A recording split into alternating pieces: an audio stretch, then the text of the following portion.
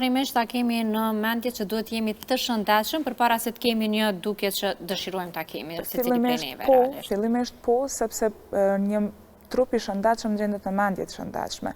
Është një paradoks që e kompleton njëna tjetrën, edhe realisht nëse shëndetin mendor e ruajmë, atëherë edhe shëndeti fizik ka më shku rrjedhshëm. Po fillimisht duhet t'i hiqim këto paragjykimet që realisht kallëpe që po na futen neve ose që po futëm ne në to, duhet sipas kujna duhet me qenë na shumë dopt ose shumë të plot, sipas kujt na duhet me ju përshtat normave normale, sepse unë besoj që secili njeri ka normalin e vet. Kështu që nuk mundemi me qenë në të njëjtën peshë edhe në të njëjtën moshë e të dukem njëjtë, sepse dallojnë shumë gjëra. Një prej preparateve që tashmë veç po qarkullon me të madhe, po themi në rrjetet sociale, është berberina dhe përdorimi i saj, sidomos për dobësim. Po a mund të na tregosh fillimisht çka është berberina edhe për çka përdoret në organizmin tonë, cili është roli i saj? Patjetër, berberina është një përbërës natyral i cili ndihmon në rregullimin e sheqerit në gjak edhe i cili ndihmon në balancimin e rezistencës ose ndjeshmërisë të insulinës. Patjetër që ka studime shumë që përkrojnë me një mënyrë që shqetësekëm edhe më herët janë të ndonë pak në dy pjesë apo lejohet me u përdor apo jo. Unë mendoj se në mënyrë të kontrolluese mundet me u përdor, por pa i pa telashet e tjera që janë, problemet e tjera shëndetësore që janë, nuk e rekomandoj në mënyrë të tepërt. Mundet me qenë një antioksidant shumë i mirë, mundet me qenë një rregullues, një balancues shumë i mirë, në rast se përdoret me kontroll. Mbi të gjitha, nuk mundemi me cilësu as berberinën, as diçka tjetër si ushqim magjik. Realisht, magjia është krejt qaj procesi që na e kemi. Rekomandohet si produkt pa tjetër që po mund ende nuk më ka has me pas pacient që është të përdor diçka ose nuk më ka has me pas na i kërkes t'il që me e shënu, po ka studime që e kanë përkra dhe thët rezistencën e insulinës ka pas ndryshime në të edhe ka pas efekte pozitive.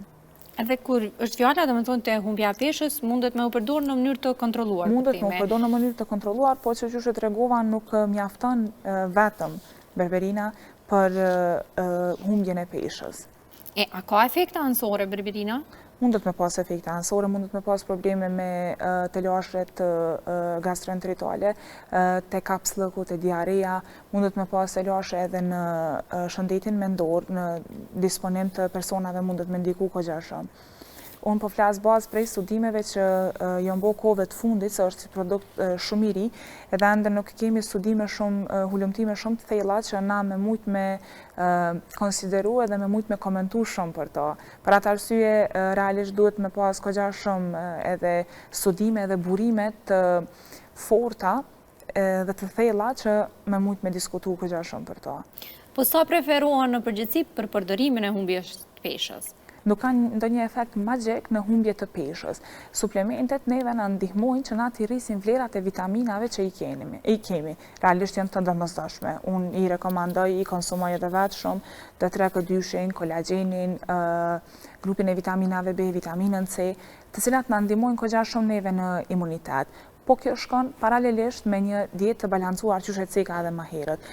Jashtëzakonisht shumë i përkrahi, mendoj se janë një pjesë e pandashme e jetës tonë, e stilit të jetës tonë, edhe që duhet pa tjetër me u marë, se fatkeqësisht jemi vazhdimisht duke punu në ambientet të mbylluna, edhe jo gjithmonë po mundemi me pas një ushqim të shëndetshëm, ose jo gjithmonë po mundemi me pas një mundësi me arrit deri te ushqimi i shëndetshëm, atëherë patjetër që po duhet me pas edhe përkraje të suplementeve, të mineraleve, të vitaminave.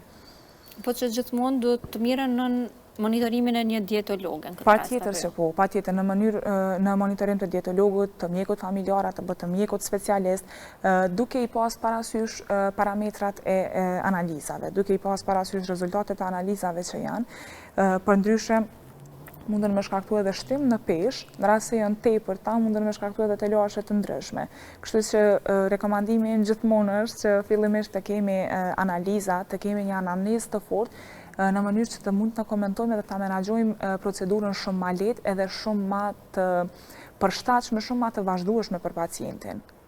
Ju në fillim të emisionit të përmendet që dietat nuk vlejnë për gjithë njësoj. Jo. Ma dietat që një rol shumë të rëndësishëm ka edhe gjenetika. Kogja shumë. Pse luan rol gjenetika në këtë rast, kur jemi fjala të humbja peshës, nëse na po ju përmbajemi rregullave të njëjta. Në këtë rast po themi sikur unë, sikur te. Po çka po dallojmë më pas? Realisht genetika po lidhet me metabolizmin. Metabolizmi, se cili person e ka metabolizmin e vetë, e ka të personalizuar. Dhe thotë kjo është edhe një qelës shumë i madh që neve na tregon që edhe dietën duhet të kemi të personalizuar. E njëjta gjë ndodh për shembull me ushqimin e njëjtë. Dikush ka mundësi që nuk është tolerant me atë ushqim, dikush e përpunon shumë më tepër. Sistemi imunitar i dikujt nuk është i përshtatshëm, i pacientit tjetër është më i përshtatshëm. Metabolizmi është më i shpejt apo është më i ngadalshëm, edhe përpunimin ndikon kogja shumë në përpunimin e ushqimeve që mirën. Realisht për këto duhet me qenë edhe dieta e personalizume, edhe më marrë baza anamneza, për me mujt na me pas një dietë shumë më të menaxhueshme, të vazhdueshme, edhe të pranueshme prej anës pacientit. Cilat janë disa nga këshillat që u rekomandone personave që dëshirojnë të humbasin peshë? Këshilla, po themi këshillat përgjithshme, pa u specifiku më pas të dieta dhe mënyra se çka ata konsumojnë, po këshillat përgjithshme. Këshillat përgjithshme, fillimisht rekomandimi im është që dieta e balancuar. Këto që përkroj edhe prej fillimit të programit e thash, dieta e balancuar me të vërtet mundet me na shpëtu kogja shumë. Aktiviteti fizik, aktiviteti fizik është kogja shumë i përshtatshëm, i domosdoshëm, edhe përdorimi i suplementeve. Këto tri janë ndoshta kishin mujt me qenë 3 pikat që më shumë kisha mujt me i cek që në fillimisht ju tregoj ose ju rekomandoj pacientave që nuk janë momentalisht në listë apo nuk jemi momentalisht me një rrugtim bashkë me ta. Nëse po supozojmë, ne kemi mbaj dietë, kemi humb peshë. Në momentin që e kemi ndërprer dietën, ju kemi rikthyr prapë asaj peshe. Pse ndodh kjo? Kjo ndodh pse dieta nuk është bërë stil jetesës. Do të thotë na kemi pas një stil jetesës ndryshe, për një periudhë kemi mbajt dietë, mandej prapë kemi kthy stil vjetër, realisht në shkaktarin kryesor që neve na ka prodhete dieta. Dieta duhet me qenë e vazhdueshme. Duhet me qenë stabile edhe duhet me qenë stil jetesës.